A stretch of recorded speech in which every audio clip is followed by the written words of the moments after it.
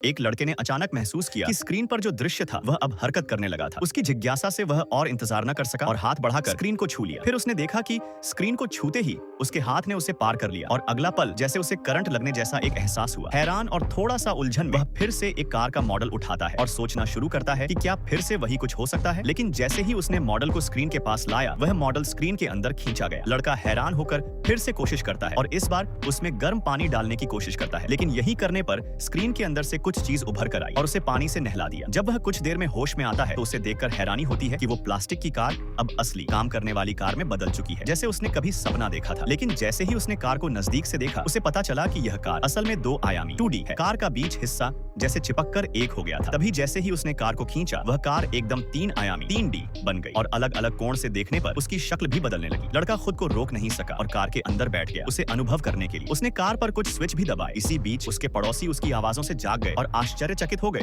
कि इतनी आवाज आखिर कहां से आ रही है। जब वे देख रहे थे तो वह आवाज असल में लड़के के घर की कार से आ रही थी। जैसे ही लड़का दरवाजा खोलने और सबको समझाने जा रहा था, तभी अचानक एक अजीब सी विदेशी प्रजाति का जीव सामने आ गया। वह प्राणी अपनी बड़ी बड़ी आंखों से लड़के को घूरने लगा। कुछ देर उसकी स्कैनिंग करने के बाद उस अजीब जीव ने लड़के के बारे में सारी जानकारी तुरंत ही हासिल कर ली।